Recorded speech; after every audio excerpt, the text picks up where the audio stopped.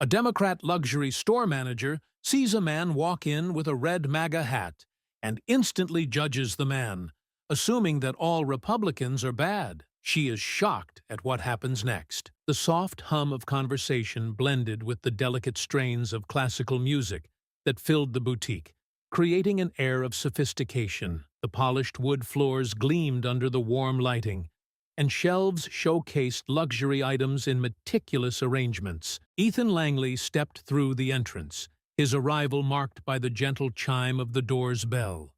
His sharp eyes swept the room, taking in the intricate displays. Resting atop his silver-streaked hair was a bold red hat embroidered with the words, "Make America Great Again." At the counter, Danielle Carter froze the moment her gaze landed on him.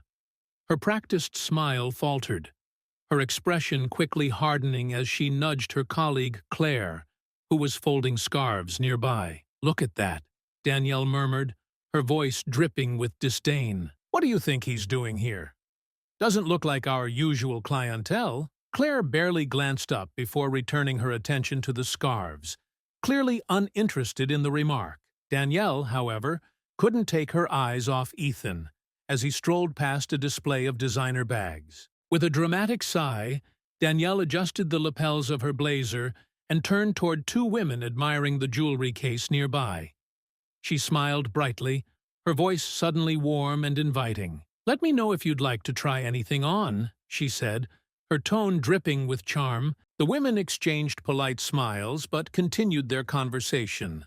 Danielle's attention, however, remained fixed on Ethan. She watched him pause by a display of watches, leaning in to inspect one of the pieces more closely. Irritation flickered across her face as she grabbed a clipboard from the counter, pretending to take notes. "Bet he's not buying anything," she muttered under her breath. "They never do." Claire glanced sideways at Danielle, but said nothing, her lips pressed tightly together as she focused on her task. Ethan, seemingly oblivious to Danielle's scrutiny, continued browsing. His movements were slow and deliberate, as though he were genuinely interested in the items around him. The boutique's door chimed again, this time heralding the arrival of a younger man in a tailored suit. Danielle's demeanor shifted instantly. She straightened her posture, plastered on her best smile, and approached the newcomer with open enthusiasm. "Good afternoon.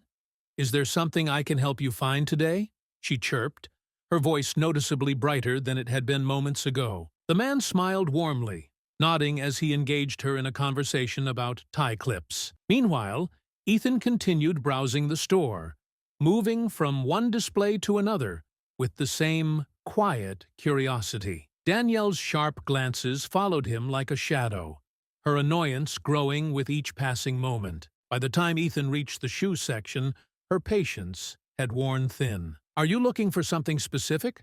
Danielle called out, her voice laced with condescension as she finally addressed him directly. Ethan turned to face her, his expression calm and polite. "Not at the moment, thank you," he replied. Danielle's lips curled into a faint sneer as she turned back to the suited customer, muttering just loud enough for Claire to hear. "Figures. Probably just browsing for ideas to copy later." Claire stiffened but didn't respond, keeping her focus on her folding. Ethan, unbothered by Danielle's hostility, moved toward a display of wallets. He picked one up, turning it over in his hands as though assessing its quality. Finally, he approached the counter where Danielle stood, still chatting with the younger man. "Excuse me," Ethan said, his voice courteous but firm. "Could I take a closer look at that watch?" Danielle turned toward him, her smile fading. She hesitated for a moment before sighing dramatically. "That's one of our premium pieces," she said, her tone cold. "It's not exactly entry-level." Ethan raised an eyebrow but maintained his composure. "I'd still like to see it." With obvious reluctance, Danielle unlocked the display case and retrieved the watch. She placed it on the counter in front of him, her forced smile returning. "Here you go," she said, her tone dripping with false cheer. "Handcrafted, imported, and not exactly cheap." Ethan picked up the watch, studying its design with genuine interest. "It's beautifully made," he remarked, turning it over in his hands. Danielle leaned against the counter, crossing her arms. "Oh, I'm sure it'd look great paired with your hat, she said, her smirk widening. Ethan looked up sharply, his expression unreadable. And what exactly do you mean by that? Danielle straightened, her smile hardening. I think you know what I mean. That hat doesn't exactly scream luxury or refinement. Ethan set the watch down gently, meeting her gaze. I came in here to shop, not to be judged. Well, Danielle replied, her voice sharpening, this store has standards, and that hat stands for everything we don't. The boutique grew quiet.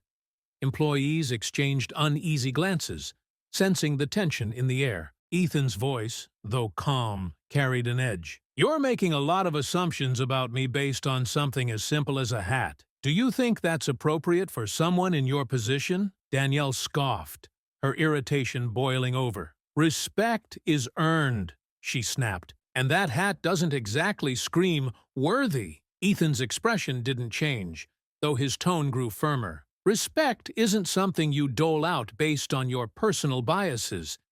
It's a basic courtesy, especially in a place of business. Danielle stepped closer, her voice rising. And you're not exactly a model of courtesy, walking in here like you belong, making some political statement. I came here to shop, Ethan replied evenly. You're the one turning this into something it doesn't need to be. Danielle's face flushed, but she held her ground. If you don't like the way this store operates, you're welcome to leave. Ethan's gaze didn't waver. Not until I'm treated like any other customer would be. The boutique fell silent again, the tension almost tangible. Danielle crossed her arms, her jaw tightening as she reached for the phone on the counter. Fine, she said sharply. If you won't leave, security will handle it. Ethan stood his ground, his expression calm but unwavering. Employees and a few customers exchanged glances, their curiosity and discomfort palpable. Danielle's hand hovered over the phone, her lips pressed into a thin line of determination as she dialed the number for security. Hello? This is Danielle at the downtown location, she said, her voice clipped but deliberate. We have a situation on the floor. A disruptive individual is refusing to leave the premises. Can you send someone immediately? Ethan arched an eyebrow but said nothing, choosing instead to maintain his composure. His stillness only seemed to fuel Danielle's irritation as she slammed the phone down onto its cradle. Now we wait, she announced, folding her arms. Her voice carried a tone of finality as she turned her back to Ethan, resuming her conversation with the younger man she had been assisting moments earlier. Ethan allowed his eyes to wander over the store's interior, noting the staff's unease and the other customers' nervous glances. His calm demeanor belied the frustration simmering beneath the surface. This wasn't the first time he'd encountered this kind of bias, but it never failed to astonish him how quickly assumptions could take root and spiral into something hostile. Minutes later, the boutique door swung open, and two security guards stepped inside. Their uniforms were crisp, their expressions neutral as they surveyed the scene. Danielle immediately strode toward them, her heels clicking against the polished floor. Thank you for coming so quickly, she said, gesturing toward Ethan as though presenting evidence in a courtroom. That's him. He's been argumentative, disruptive, and now he's refusing to leave. The older of the two guards, a stocky man with a serious expression, approached Ethan, his hands clasped in front of him in a gesture meant to appear non-threatening. Sir, he began, his tone calm, can you explain what's going on here? Ethan inclined his head politely. Of course. I came into this store as a customer. I was browsing the merchandise and asked to see a watch. The manager, however, decided to make this about something other than business. Danielle interrupted with a scoff. Oh, please. You came in here with that hat, looking to stir the pot. Don't act innocent. The guard raised a hand to silence her, turning his attention back to Ethan. And you were asked to leave? Ethan nodded. She asked me to leave after repeatedly making condescending remarks and refusing to provide proper service. I haven't raised my voice, caused a scene, or violated any store policies. I've simply stood my ground and insisted on being treated with respect. The younger guard, a tall, lanky man with a hesitant demeanor, glanced at Danielle. Is that true? He asked, his voice quiet. Danielle's eyes widened, and she bristled visibly. I don't have time to argue semantics. The point is, he doesn't belong here, and he's making everyone uncomfortable. The older guard sighed, pinching the bridge of his nose. Sir, he said, turning back to Ethan, I understand your frustration. But if the manager has asked you to leave, we're obligated to enforce her request. And if her request is rooted in personal bias rather than legitimate grounds? Ethan asked evenly, his eyes locking with the guard's. What then? The guard hesitated, clearly caught in a difficult position. Danielle crossed her arms, her expression triumphant. It doesn't matter what he says. This is private property, and I'm within my rights to ask him to leave. Ethan's jaw tightened, though his voice remained steady. Very well, I'll leave. But know this, I will be following up with your corporate office. This isn't the last you'll hear of this. Danielle rolled her eyes as the guards began escorting Ethan toward the door. Oh, I'm sure they'll be thrilled to hear your sob story, she said, her tone dripping with sarcasm. Ethan stopped in his tracks, turning to face her one last time. You should be ashamed, he said quietly, his words cutting through the tension like a blade. Not just as a manager, but as a person. Danielle's smug expression faltered for a moment, but she quickly recovered, tossing her hair over her shoulder. And you should learn to read the room. The boutique door chimed as Ethan stepped outside, the guards flanking him on either side. Once they reached the sidewalk, the older guard stopped and placed a hand on Ethan's shoulder. Sir, he said softly, I'm sorry about all this. I could tell things weren't right in there, but there's only so much we can do. Ethan nodded, appreciating the gesture, but he didn't respond. Instead, he walked away, his mind already turning over the next steps. Ethan's frustration simmered as he continued down the bustling street. He pulled out his phone and scrolled through his contacts until he found a name that sparked a glimmer of resolve. Marissa Doyle, Regional Operations Director. He tapped the number and held the phone to his ear, listening to the steady ring on the other end. Marissa Doyle speaking, came the crisp voice. Marissa, this is Ethan Langley, he said, his voice steady. I just had an experience at your downtown boutique that I think warrants your immediate attention. There was a brief pause before Marissa responded, her tone shifting to concern. Ethan, I remember you. It's been a while since we last spoke. What happened? Ethan recounted the incident with precision, leaving no detail unspoken. He described Danielle's dismissive comments, her refusal to provide proper service, and the humiliation of being escorted out by security. His voice remained calm, but there was no mistaking the frustration behind his words. This kind of behavior is completely unacceptable, Marissa said once he finished. I want to apologize on behalf of the company. This isn't who we are, and it's certainly not what we stand for. Apologies are appreciated, Ethan replied, but they don't address the root problem. This isn't just about one employee's actions. It's about the culture that allowed her to feel justified in behaving that way. Marissa exhaled audibly, her professionalism faltering slightly. You're right, she admitted. This needs to be addressed immediately. What would you like to see happen? Ethan paused, his gaze fixed on the boutique's storefront in the distance. I want the store, he said firmly. There was a long silence on the other end of the line. Excuse me? Marissa asked, her voice tinged with disbelief. You heard me, Ethan said. I want to purchase the boutique outright. Name your price. Marissa's silence stretched for a moment as she processed Ethan's unexpected declaration. You're serious about this? She asked cautiously, her tone a mix of curiosity and surprise. Completely, Ethan replied. I've seen firsthand how mismanagement can erode not just a brand's reputation, but its values. That store is a liability in its current state. I want the chance to turn it into what it should be.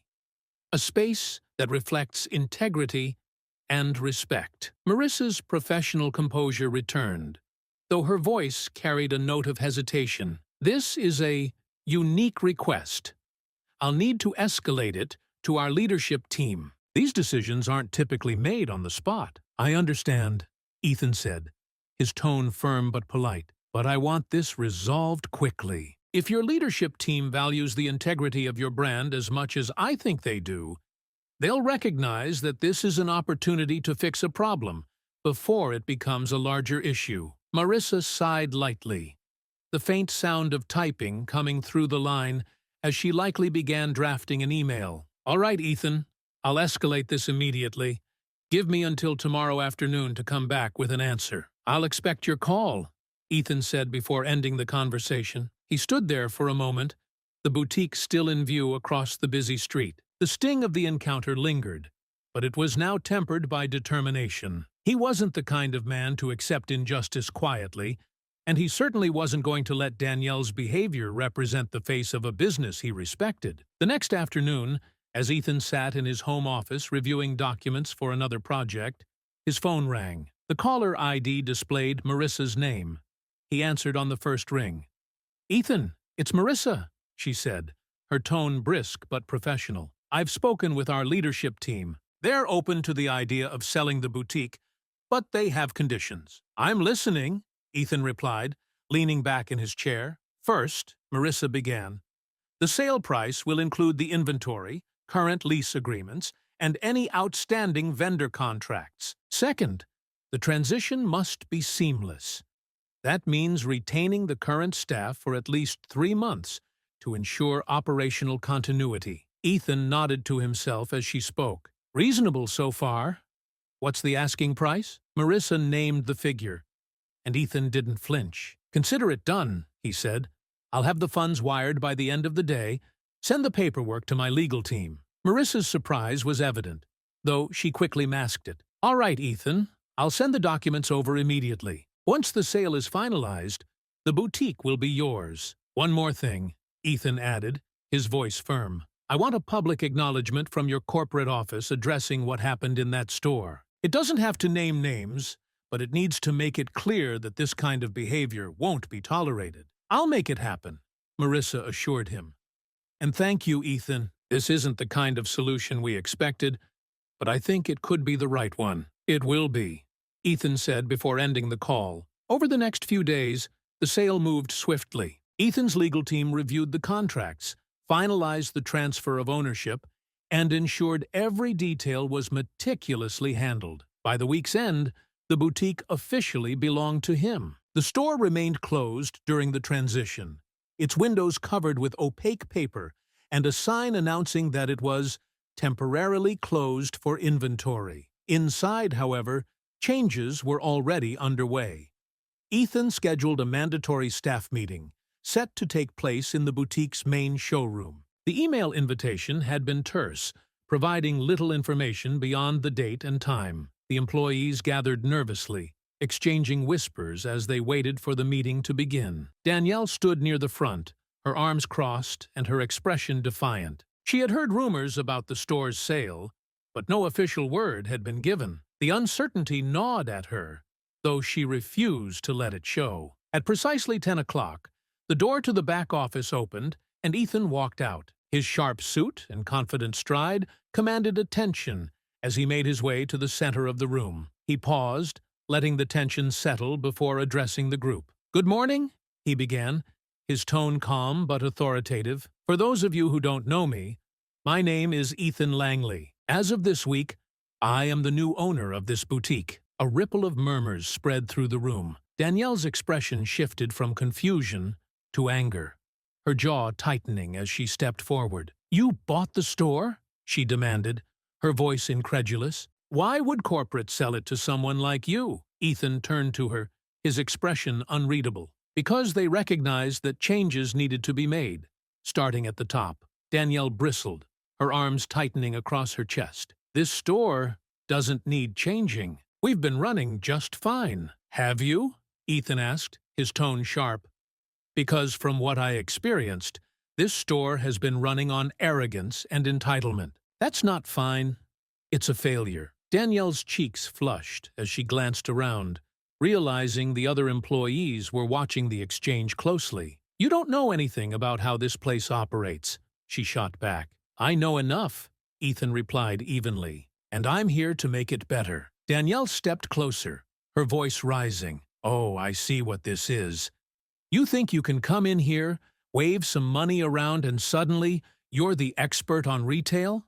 Newsflash, you're the problem, not the solution. Ethan's gaze didn't waver. The problem is a culture of disrespect and exclusion that you've allowed to thrive under your leadership. That ends today. The room fell silent, the weight of Ethan's words pressing down on everyone. Danielle's face turned red, and her hands clenched into fists at her sides. "You can't just come in here and blame everything on me," she snapped. "I've worked hard to keep this store successful." "Hard work doesn't excuse bad behavior," Ethan said firmly. "And as of today, you are no longer employed here." Gasps echoed through the room as Danielle froze, her eyes wide with disbelief. "You're firing me?" she asked, her voice shaking. "Yes," Ethan said without hesitation. "Your actions don't align with the standards I'm setting for this store. You've proven that you can't separate your personal biases from your professional responsibilities." Danielle opened her mouth to argue, but no words came out. Finally, she grabbed her bag and stormed toward the door. Just before leaving, she turned back, her voice venomous. "You'll regret this." Ethan's voice was calm, but unyielding. "No, Ms. Carter, you will." The door slammed behind her, leaving the remaining staff in stunned silence. Ethan turned back to the group, his expression softening slightly. "This boutique is getting a fresh start," he said. "For those of you who are willing to rise to the standard I'm setting, I welcome you to stay. But let me be clear. Professionalism and respect are non-negotiable. If you can't meet those expectations, this isn't the place for you." The staff nodded slowly, the tension in the room beginning to ease. Ethan took a deep breath, his determination renewed. "Let's get to work," he said. The boutique's atmosphere was noticeably different the following week. Employees who remained after Danielle's dismissal carried a mix of uncertainty and cautious optimism. Ethan wasted no time in implementing changes, starting with mandatory training sessions focused on professionalism, inclusivity, and customer engagement. He brought in a seasoned consultant to lead the sessions, ensuring they were interactive and impactful. The first session took place in the boutique's showroom, with all staff gathered around a makeshift conference area. The consultant, a confident woman named Evelyn Hayes, opened the session with a question that immediately challenged their assumptions. "How many of you feel this store treats every customer the same?"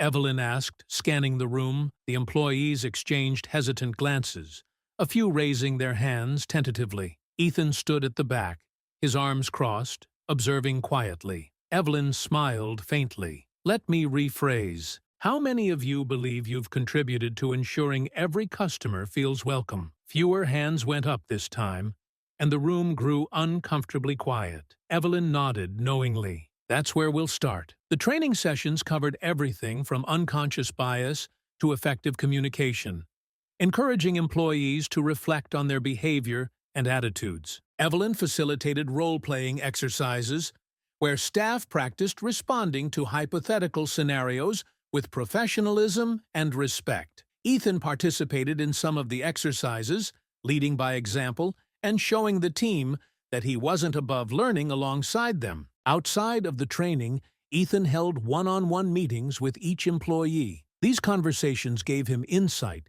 into their strengths, challenges, and aspirations. He discovered that many of them had felt stifled under Danielle's management, afraid to voice their concerns or step outside their roles. Ethan encouraged them to take ownership of their work, promising his support as they grew into their potential. "I want this store to be a place where both employees and customers feel valued," Ethan said during one meeting. "That starts with you. What do you need to thrive here?" The response varied, but the common thread was clear. They wanted leadership that listened and respected them. Ethan made it a point to follow through on his promises, earning their trust one step at a time. By the end of the week, the boutique reopened, its windows now clear and inviting.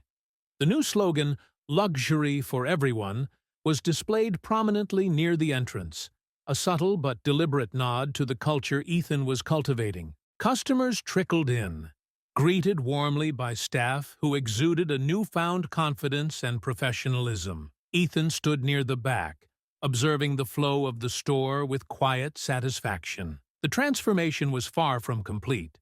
but the progress was undeniable. Employees who had once been hesitant now engaged with customers enthusiastically, offering assistance with genuine warmth. One of the younger staff members, a shy woman named Amelia, approached a middle-aged customer admiring a leather bag. "Good afternoon," Amelia said with a smile. "That bag is part of our newest collection. Would you like to know more about it?" The customer beamed, nodding eagerly. Ethan watched the interaction, pride flickering across his face. This was what he had envisioned.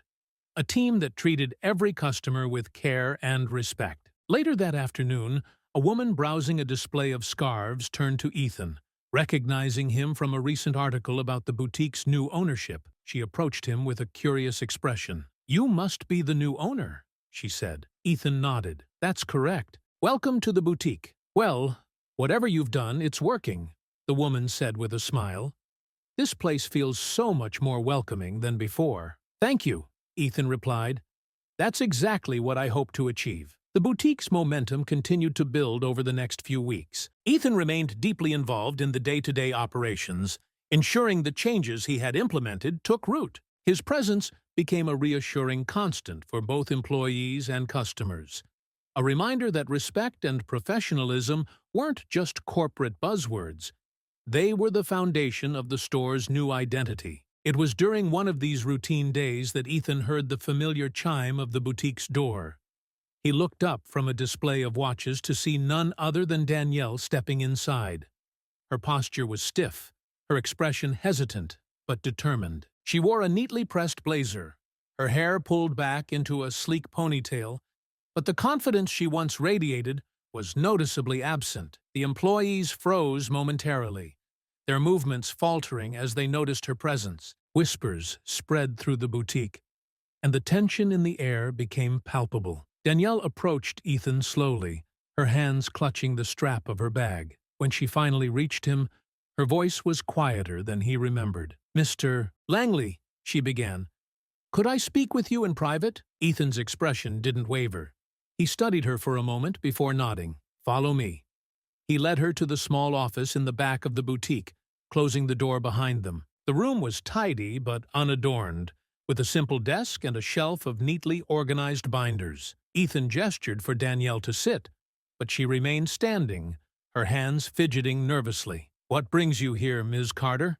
Ethan asked, his tone calm but firm. Danielle hesitated, her gaze dropping to the floor before meeting his. "I wanted to apologize," she said finally, "for how I treated you.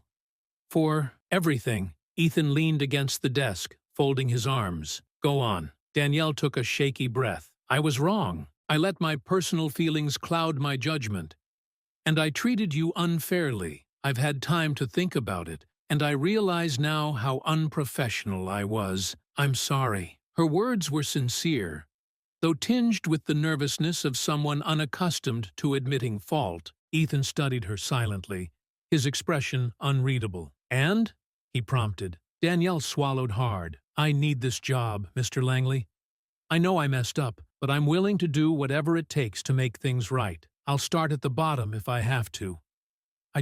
I need another chance." Ethan sighed, rubbing his temples as he considered her words. "You're asking a lot, Miss Carter. The damage you caused wasn't minor. It affected the entire team." "I know," Danielle said quickly, "and I don't expect you to forgive me overnight, but I'm ready to work harder than ever to prove I've changed." Ethan remained silent, his thoughts racing. He believed in second chances, but he also knew that rebuilding trust wasn't easy, especially when the damage was so public. Finally, he spoke.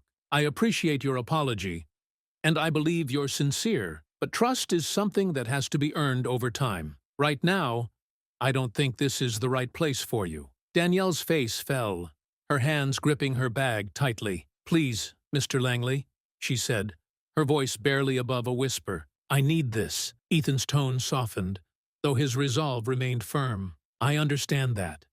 But bringing you back would undermine everything we're trying to rebuild here. It's not just about you. It's about the team, the customers, and the message this store represents now." Tears welled in Danielle's eyes, but she blinked them away quickly. "Is there nothing I can do to change your mind?" Ethan hesitated, before shaking his head. "I'm sorry." "But no." Danielle nodded slowly, her shoulders slumping as she turned to leave. "Thank you for hearing me out," she said quietly. As she reached the door, Ethan called after her. "Danielle?" She paused, glancing back. "This doesn't have to define you," he said gently. "Use this as an opportunity to grow, learn from it, and become better.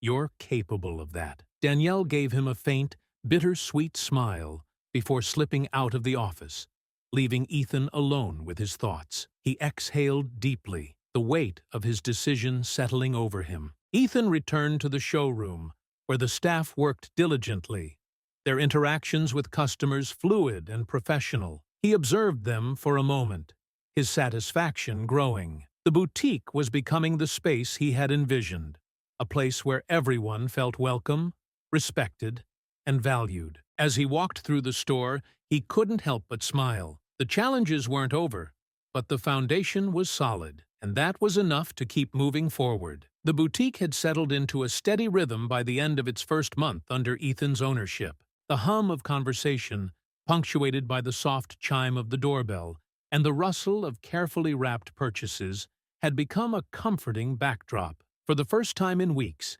Ethan allowed himself to sit back in his office, the low hum of the boutique filtering through the closed door, the faint scent of polished leather and fresh flowers, small details he'd insisted on adding, wafted in from the showroom. He leaned back in his chair, his gaze falling on the neatly organized stack of documents on his desk. Most were invoices, vendor agreements, and routine operational updates, but a single sheet stood out.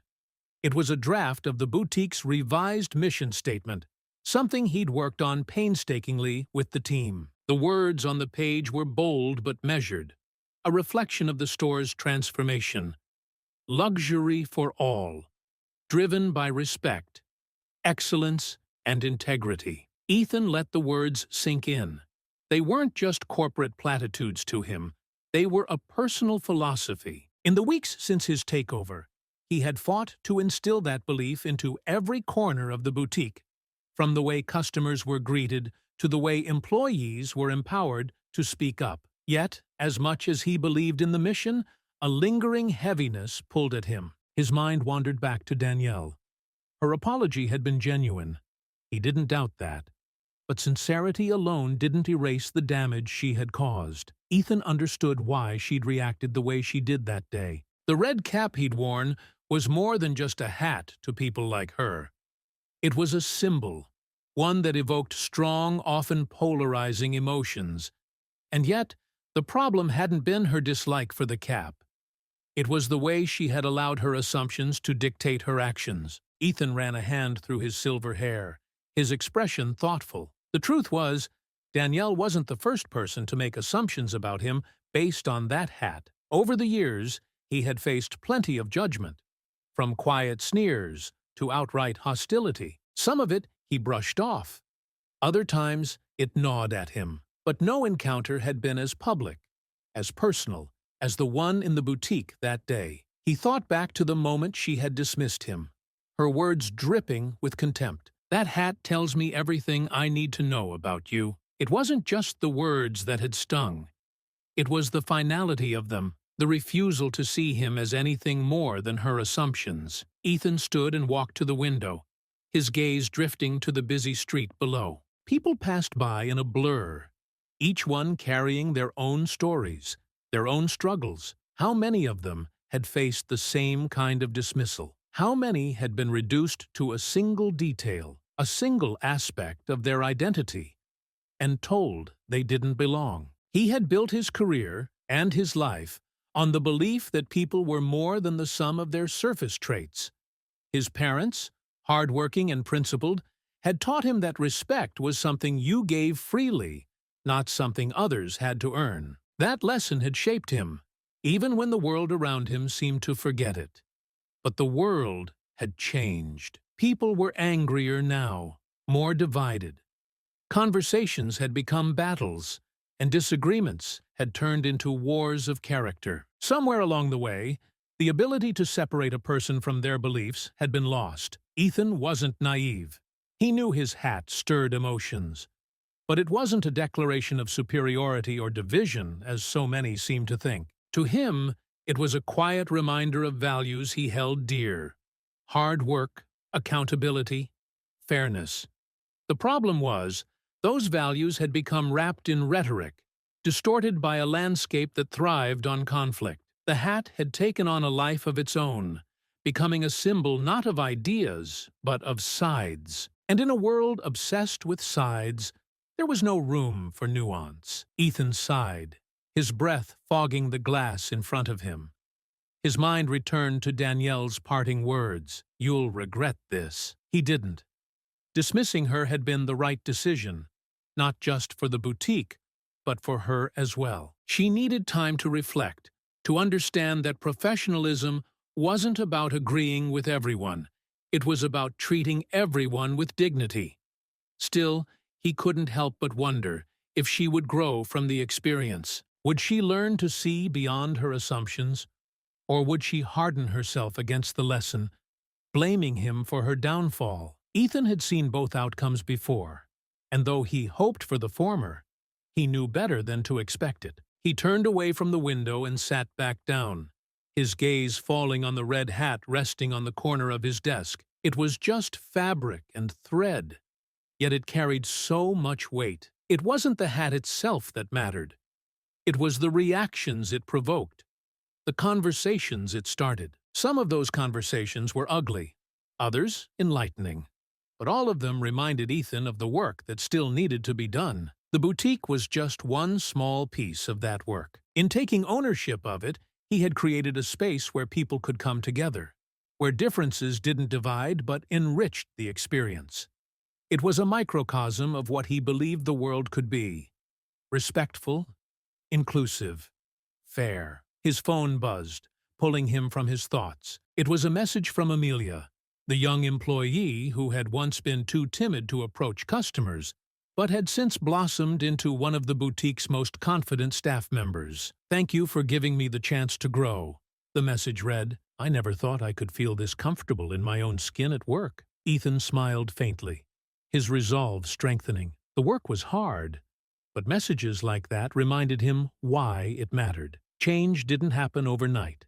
It was built moment by moment, interaction by interaction. And it started with small spaces like this boutique, places where people could see what was possible when respect was the foundation. As he placed the phone down, Ethan reached for the mission statement on his desk.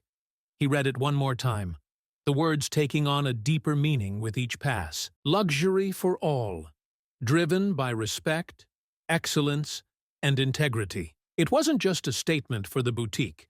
It was a guide for the world he wanted to build. Ethan folded the paper neatly and placed it in a drawer, his movements deliberate. He stood, straightened his jacket, and stepped out of the office. The boutique was alive with activity, customers chatting with employees, the faint sound of laughter mingling with the soft music overhead. It was exactly as he had envisioned. A space that welcomed everyone. A space that proved that respect, when given freely, could create something extraordinary. Ethan moved quietly through the showroom, his presence a steady reassurance for the team. As he passed Amelia, she looked up from her conversation with a customer and smiled at him. He returned the gesture, his pride quiet but unwavering. This wasn't just a boutique anymore. It was a reflection of what could happen when people chose to see the best in one another. And for Ethan, that was enough, for now.